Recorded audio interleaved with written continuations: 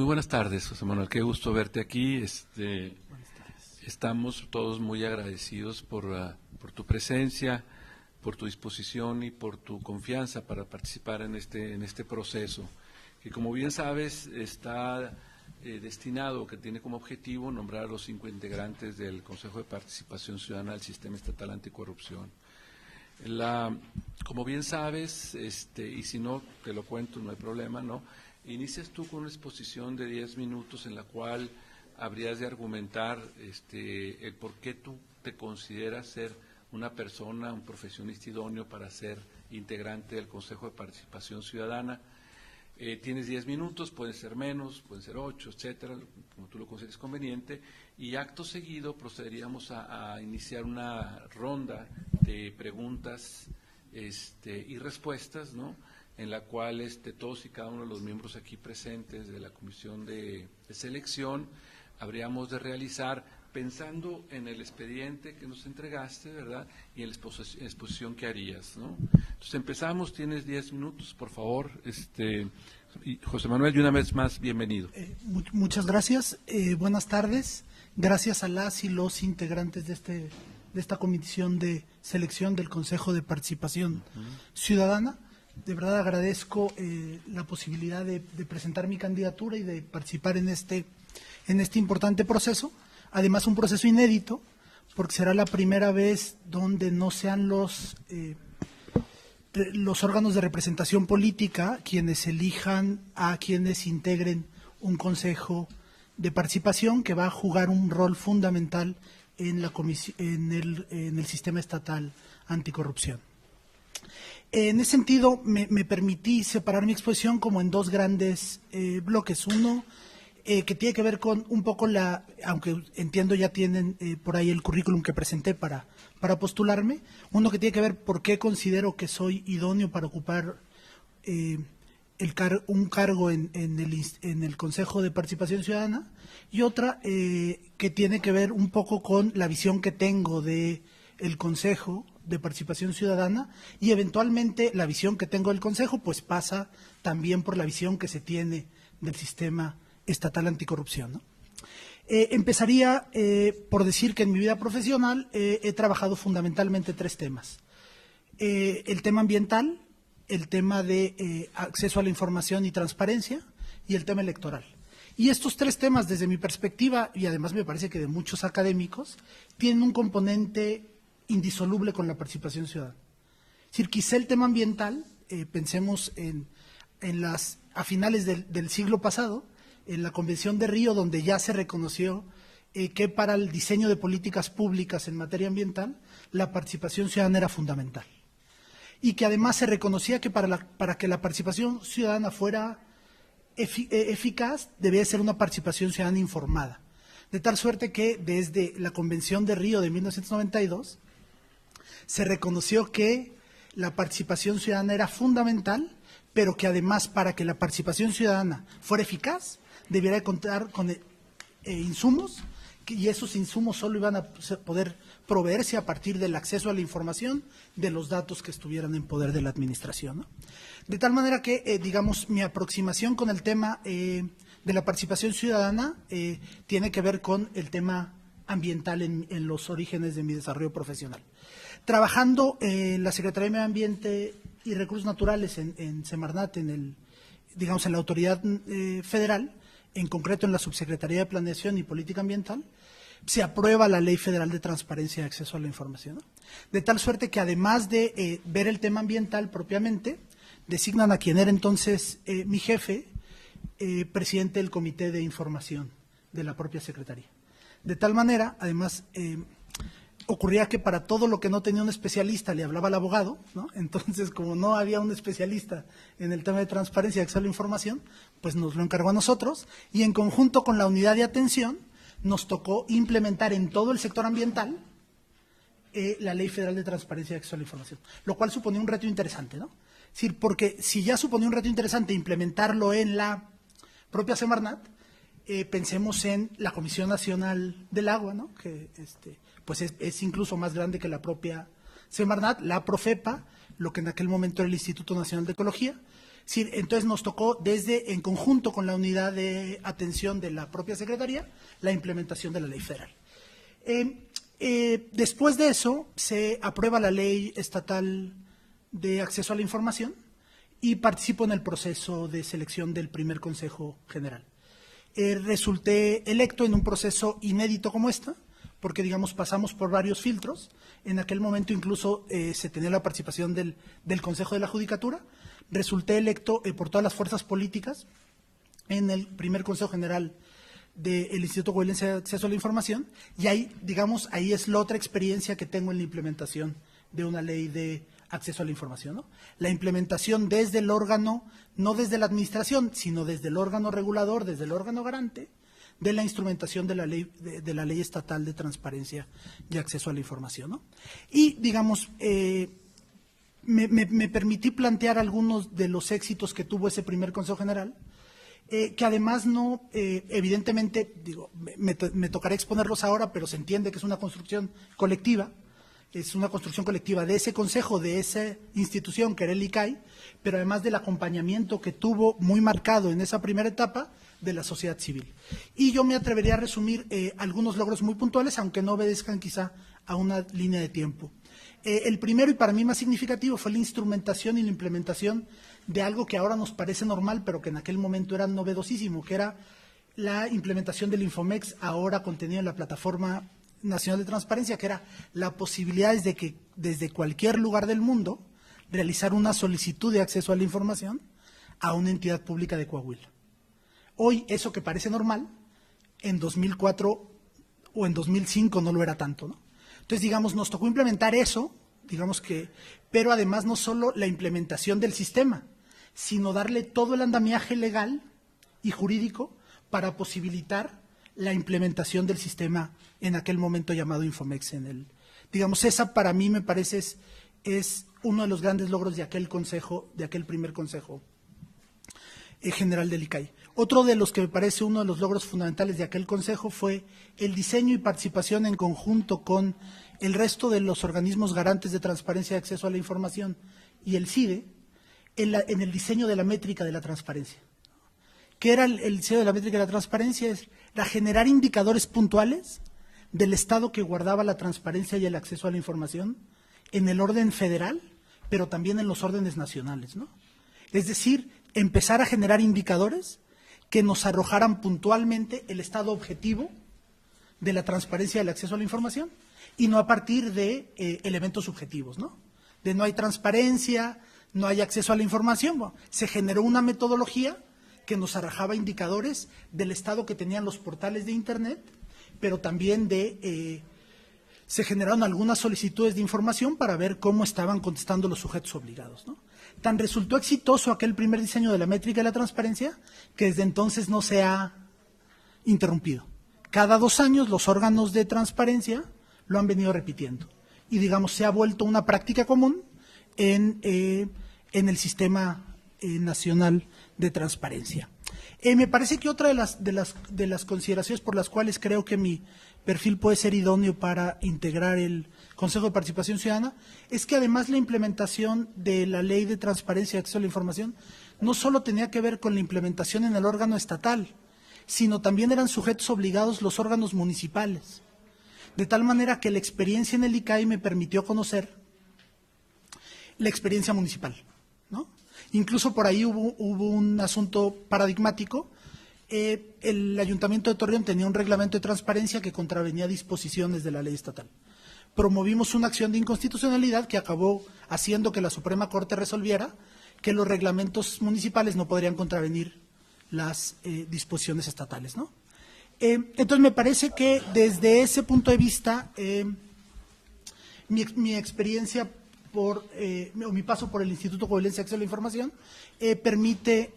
me permitió acumular experiencia y acumular datos y experiencia valiosa que pueden ser un insumo para mi participación en el Consejo de Participación Ciudadana, ¿no?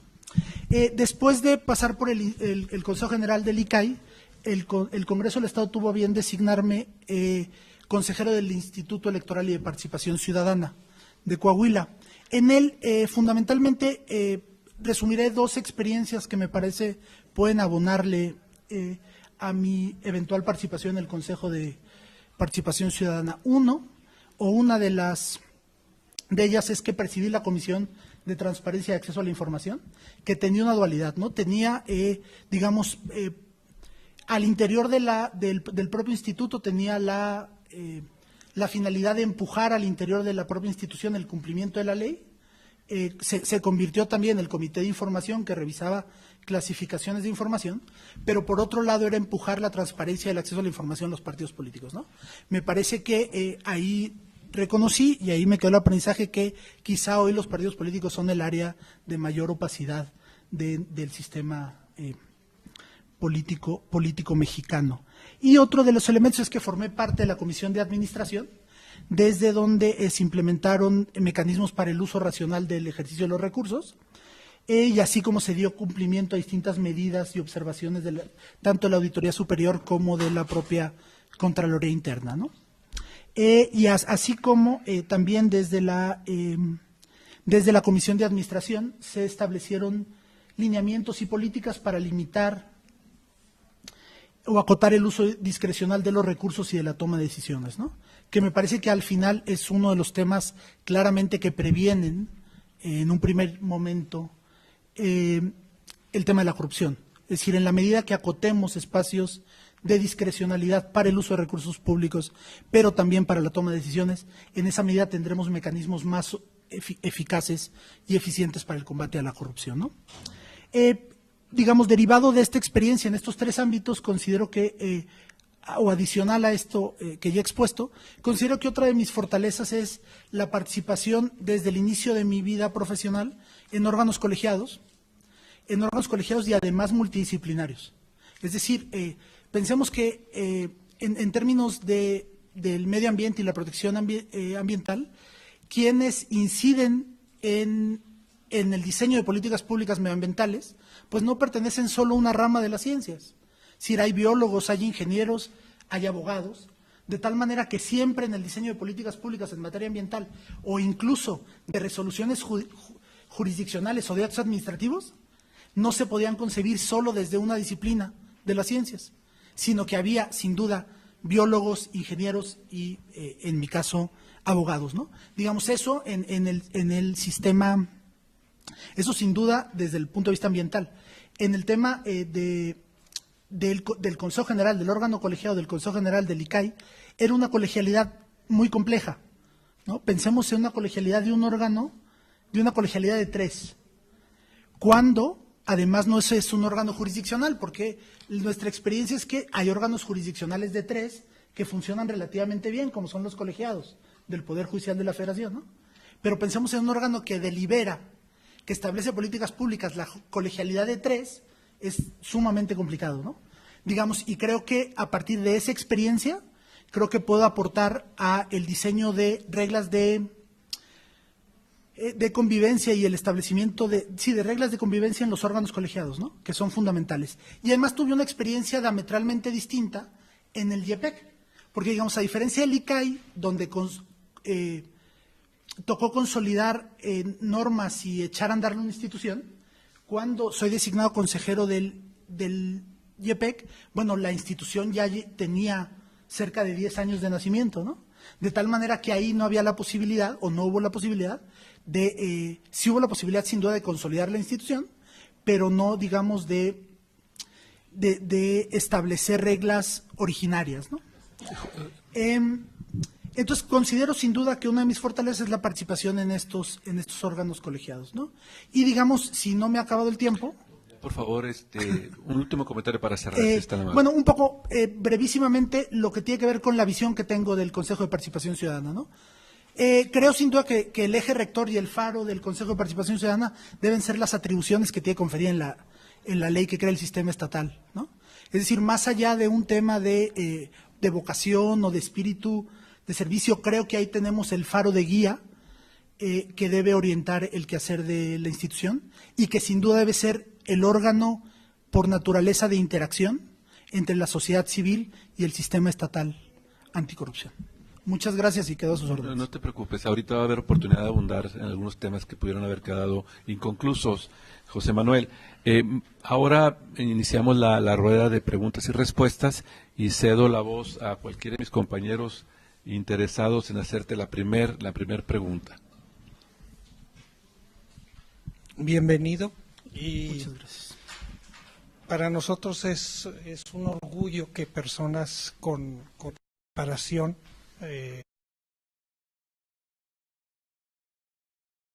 ¿cómo has complementado tu carrera de abogado? ¿En qué otras áreas? Y esa sería una pregunta. Háblanos un poco más de tu capacitación fuera de la carrera de abogado. Okay. ¿Qué ha habido después? Y segundo, si formaras parte de este sistema, ¿cuál sería tu aportación principal para la realización de los objetivos del grupo? Gracias por la pregunta. Empezaré diciendo porque, digamos, además de mi formación como abogado, he tratado de complementarlo con alguna formación en temas de administración, fundamentalmente administración pública, ¿no? Por ahí ya hace cierto tiempo tomé un curso en el INAP que tenía que ver justamente con la administración de la Ley Federal de Transparencia y Acceso a la Información, ¿no? Considero también, a ver, sin duda, bueno, digamos, para acabar con esta primera parte, tengo también un curso en la Universidad Complutense de Madrid, ciertamente bastante breve, digamos de un par de semanas, que era la transparencia como antídoto de la corrupción, ¿no? Sin duda me parece, y no estoy diciendo nada nuevo, que la transparencia es la piedra angular, o digamos no la piedra angular, pero sí es la base para empezar a construir un sistema de rendición de cuentas, ¿no? Es decir, no podemos aspirar a tener un sistema de rendición de cuentas si no tenemos primeramente transparencia en el ejercicio del quehacer público. Pero digamos, complementé un poco mi formación de abogado con estos temas que pasan por instrumentos de administración pública, fundamentalmente, de cómo hacer la administración pública digamos, más eficaz o más eficiente, sobre todo con temas vinculados a la transparencia y al combate a la corrupción, ¿no? En los últimos años, ciertamente, me he enfocado muchísimo más a mi formación como abogado, ¿no? En honor a la verdad. Mi aportación, yo creo que mi aportación, bueno, primero, la visión que tengo del Consejo de Participación Ciudadana es que como lo decía hace rato, tiene que ser un espacio claro de interlocución entre la sociedad civil organizada, además una sociedad civil organizada cada vez más técnica, es decir, hemos transitado de espacios donde la sociedad civil demandaba participación a donde ahora busca incidir en la construcción de políticas públicas. Me parece que la clave fundamental está en que el Consejo de Participación Ciudadana se vuelva, digamos, como este espacio donde se vincula el sistema estatal anticorrupción y la sociedad civil. Es decir, tiene que ser, digamos, como ese umbral donde se encuentran la participación ciudadana y el sistema. Me parece que esa visión pudiera ser uno de mis aportes a la construcción de este sistema. Me parece también que uno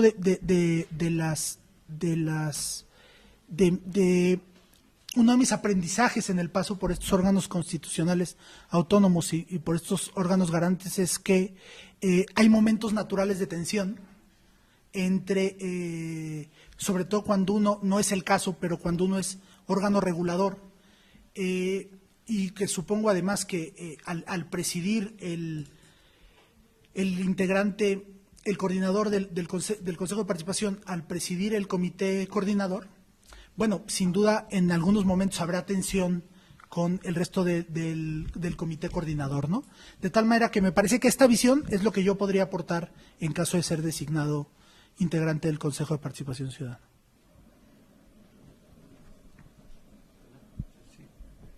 Yo tengo, si me permite, mi querido Carlos, una doble pregunta, José Manuel, y que tiene que ver con retos, ¿no?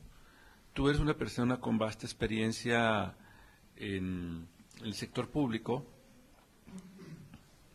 y en organismos ciudadanizados como el ICAI y el YPC, que cambió su nombre por el Instituto Estatal Electoral ahora, ¿no? Y sabrías entender, ¿verdad?, cuáles son los grandes retos que enfrenta, los 3 retos más importantes que enfrenta el sistema en su conjunto para ser implementado en un corto, mediano, largo plazo, y los retos que enfrentaría el Consejo Ciudadano, en particular, los 3 retos más importantes para ciudadanizar, ¿verdad?, un poder que es refractario a la presencia ciudadana. Esas serían las 2 preguntas. Bueno, empezaría primero por los 3 retos, los 3 grandes retos que visualizo del Comité de Participación, del Consejo de Participación, perdón.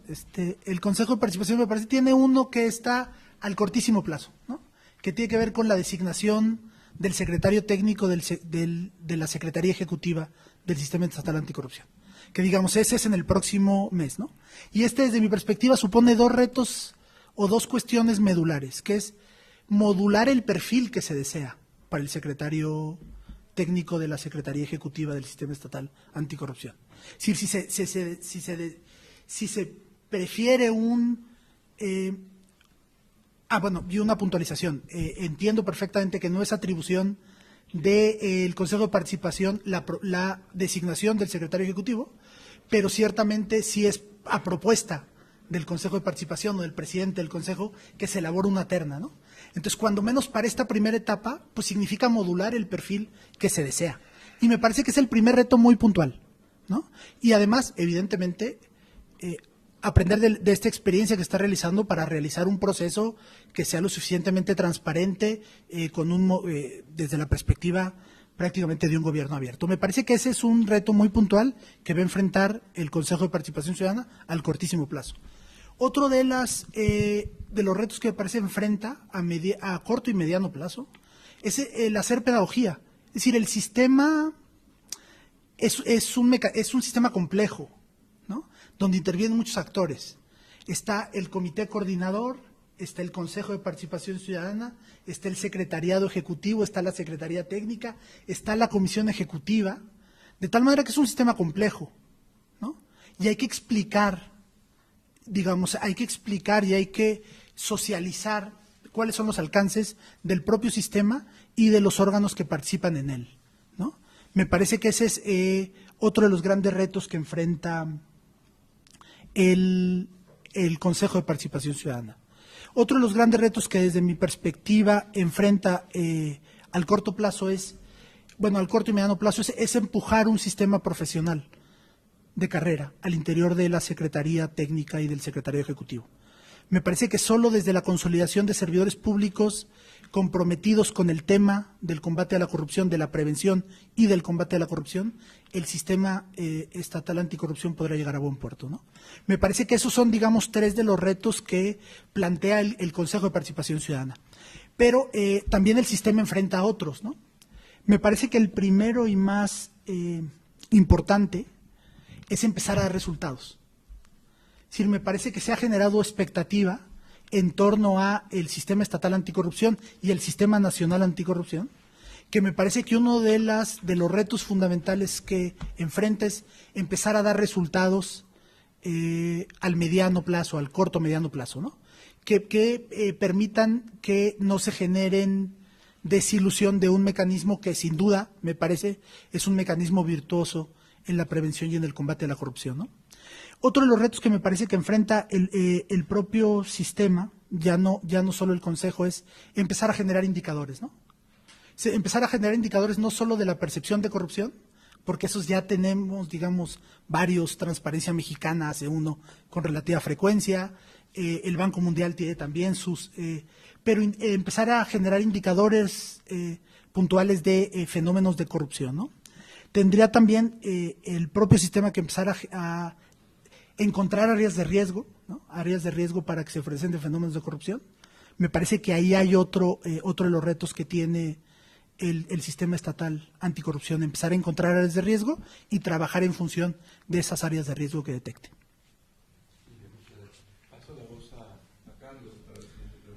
Gracias. Buenas tardes, Manuel, bienvenido. Gracias por participar en este proceso. no es un secreto, es un dato público. Tú y yo nos conocemos hace tiempo, entonces en la parte de tu formación profesional y de perfil, yo creo que yo personalmente no tengo mucho que preguntarte. Además, en muchísimas ocasiones hemos tenido largas conversaciones sobre estos y otros temas, y en esa parte yo conozco tu forma de pensar. Y creo que justamente por eso, por esa experiencia que hay, creo que tú estarás consciente que el único obstáculo quizá que se podría interponer entre tu candidatura y una designación son las consideraciones de carácter político. Y me gustaría un poco que abordaras ese tema. ¿Cómo enfrentas tú, desde tu perspectiva personal, las cargas políticas que necesariamente impone el haber estado antes en otras posiciones del servicio público que desgastan necesariamente la imagen personal y la trayectoria personal? Me gustaría que un poco nos pudieras platicar sobre eso.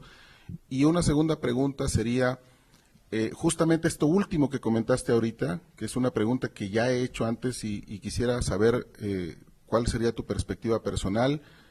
Imaginemos que te designamos por el periodo más largo que es posible, el de 5 años. Y ahorita dijiste tú, uno de los retos es construir indicadores. Dinos 2 indicadores que tú pensarías que es necesario construir y cómo se van a mover en esos 5 años, hacia dónde y qué resultados van a tener, de tal manera que la gente piense que efectivamente, como también lo comentaste ahorita, esto sirvió para algo, que fue útil y que realmente la corrupción disminuyó. Gracias, Carlos, por las preguntas. El primer tema, el que tiene que ver con la carga política de una eventual designación. A ver, a mí me parece que evidentemente el haber ocupado cargos anteriores supone el planteamiento, digamos, como bien lo planteabas, supone cierto desgaste, ¿no? Sobre ese punto en particular, dejar claro que, digamos, mis eventuales designaciones pasaron por órganos, como se decía hace un momento, ciudadanizados, ¿no? Es decir, órganos que no dependen de la estructura ciertamente del Estado, pero no, digamos, de alguno de los poderes constituidos. Y además me parece que hay otro tema que es medular, que es una suerte de lo que algunos académicos llaman legitimación del cargo, ¿no? Es decir, yo también creo que gran parte de la construcción de la confianza en las instituciones se va construyendo. Goldenberg lo planteaba, José Goldenberg lo plantea en términos de, es un proceso gradual, ¿no? Donde los avances son en micras y los retrocesos son en kilómetros, ¿no? Entonces me parece que en todo caso, eventualmente haciéndome cargo de estas eventuales consideraciones, también creo que la confianza en las instituciones se construye a partir de cómo se comportan las instituciones, ¿no? De qué es lo que hacen. Y me parece que la confianza o descrédito del Consejo de Participación Ciudadana se verá, ¿no?, en función de cómo van realizando sus consideraciones, ¿no? No sé si respondo un poco a ello. 2 indicadores puntuales. Cuando pensaba mi presentación, me surgió justamente la duda de qué par de indicadores buscaría yo. Se me ocurría de pronto uno que tiene que ver con ver cómo están funcionando los órganos encargados de la fiscalización, ¿no? Es decir, queda claro, y me parece que es otra de las cosas que hay que socializar, que el Consejo de Participación Ciudadana ni va a fiscalizar, ni va a sancionar administrativamente, para eso hay instituciones, ¿no?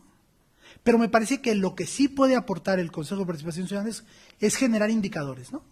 Generar indicadores, por ejemplo, de qué tipo de servidores públicos están siendo sancionados y cuál es el tipo de sanción.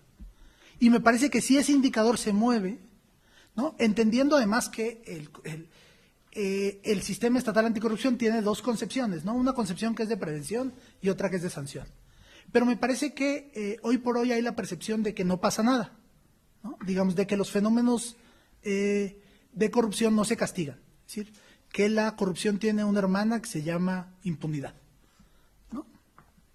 Y entonces me parece que generar un indicador y decir, a ver, no es que la corrupción se haya terminado, pero se está combatiendo.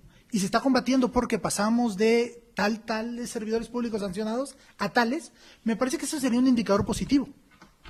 Y ese sería un mensaje claro de que la construcción del sistema en su conjunto funciona, ¿no? Digamos, ese es uno de los indicadores que a mí me parece que se tendría que ir construyendo hacia allá, ¿no? Me parece que otro de los indicadores que habría que construir, que no me queda claro cómo socializarlo en términos de el impacto puntual para el ciudadano, tiene que ver con, y que lo trae sobre todo la ley general del Sistema Nacional Anticorrupción, y es el cruce de bases de datos que están hoy en poder de la administración, ¿no? Es decir, me parece que gran parte de lo que el Consejo de Participación Ciudadana puede hacer a través de su participación en la Comisión Ejecutiva es plantearle políticas públicas al Comité Coordinador para que se compartan información, ¿no? Me parece que también ahí puede haber un indicador claro, que es cómo se están comunicando en el marco del Comité Coordinador las instituciones que se encargan de fiscalizar. Gracias, Manuel. Gracias a ti, Carlos. Sí, le pasamos la voz a Chuy María para que por favor haga su pregunta. ¿Tienes ahí el micrófono? Sí, sí. Por favor, gracias. ¿Cómo estás, Manuel? La pregunta sería, en caso que fueras elegido como miembro del consejo y que fueras, por decir, el vocero del grupo de los 5, ¿qué mensaje les mandarías tú a las personas que están ocupando un cargo público, que manejan dinero? O sea, ¿qué mensaje les mandarías o qué consejos les darías? Gracias por la pregunta. Yo creo que ahí el trabajo del Consejo de Participación Ciudadana tiene que ser muy claro. Yo también lo concibo como de empujar temas, ¿no? Es decir, el Consejo de Participación Ciudadana, no hay que olvidar que quien lo presida, quien lo coordine, será también quien preside el Comité Coordinador. De tal manera que él podrá, o el Consejo de Participación Ciudadana, podrá ir fijando la agenda, ¿no? Pero a los funcionarios, no a los del comité. Claro. Sino a los funcionarios públicos que ustedes van a estar. Claro, es que eventualmente el comité está integrado por servidores públicos, de tal suerte que el mensaje que tiene que mandar el comité en su conjunto es que el combate a la corrupción, ¿no? Y que la prevención del combate a la corrupción no es un tema, digamos, no es un tema. Es un tema donde las leyes son muy claras y donde hay instituciones que se encargan del combate a la corrupción, como son los órganos internos de control, la Auditoría Superior, la Fiscalía Anticorrupción, ¿no? Y que, en todo caso, el Comité de Participación Ciudadana tendrá que ser ese umbral. Y decirles, sin duda, me parece, y aquí quizá lo vinculo con otro tema que es, quien ha estudiado el tema de accountability, de rendición de cuentas, sabe que fundamentalmente hay 3 tipos de rendición de cuentas, ¿no? O 3 tipos de sanciones, administrativas, penales, civiles, y una que siempre se nos pasa por alto, que es la política. Pero me parece que ese también es uno de los temas del Consejo de Participación Ciudadana, ¿no? Es decir, que los servidores públicos entiendan que aunque para lo que estén haciendo no hay una sanción legal, sí puede haber, digamos, una suerte de responsabilidad política. Me parece que ese mensaje tiene que quedar, digamos, claro, ¿no? En el sentido de que no solo quien cometa actos de corrupción, sino quien no le dé el impulso suficiente a este sistema que se está creando. Sí, una última pregunta, José Manuel. ¿Está respondida la pregunta, Chumaria? Sí. Una de las cualidades que estamos buscando en los perfiles para este consejo es uno que es bastante complicado. Uno pensaría que es muy sencillo, pero no, y que tiene que ver con la articulación o la capacidad de las personas integrantes del comité para articular con la ciudadanía, y no en abstracto, ¿verdad?, hombres, mujeres, organizaciones de la sociedad civil, colegios de profesionistas, clubes de servicio, universidades, etcétera. Un esfuerzo también pedagógico, ¿verdad?, para sumarlos a esta lucha, a este trabajo, ¿no?, que el comité habrá de desarrollar al interior del sistema estatal anticorrupción. ¿Qué experiencia tienes tú, José Manuel, en ese sentido? Quizá la experiencia más rica en este sentido es la que tuvo el Instituto Coahuilense de Acceso a la Información. En esa primera etapa, el Instituto Coahuilense de Acceso a la Información se hizo acompañar por organizaciones de la sociedad civil, ¿no? ¿Cómo se hizo acompañar a través de organizaciones? Primero en la socialización del derecho, ¿no? Me parece que acá tendrá que ser en la socialización y en la pedagogía de los alcances del sistema estatal anticorrupción. Y vinculados también desde una parte formativa. Es decir, habrá también que proveerle de capacidades a las organizaciones de la sociedad civil para que utilicen ese instrumento, ¿no? Me parece que ahí la experiencia que yo considero más fructífera en el ejercicio de mi vida profesional es la que tuvo que ver con mi paso por el Instituto Coahuilense de Acceso a la Información. Ciertamente, como vemos en esa primera etapa, además con el nivel de sociedad civil que había hace 10 años, no tiene que ver nada con el nivel de sociedad civil que hay ahora, ¿no? Es decir, hoy es una sociedad civil mucho más técnicamente capacitada en el ejercicio de lo que hacen, ¿no? Y entonces me parece que es más fácil articular desde ahí. Muy bien. ¿Hay alguna pregunta, no? ¿No? ¿Listos? ¿Preguntas? José Manuel, muchísimas gracias. Gracias a Termina ustedes. la entrevista contigo y nuevamente reitero mi agradecimiento y a todos mis compañeros por tu disposición, tu presencia y tu confianza en este proceso. Gracias a Muy amable. ustedes. Gracias. Hasta luego.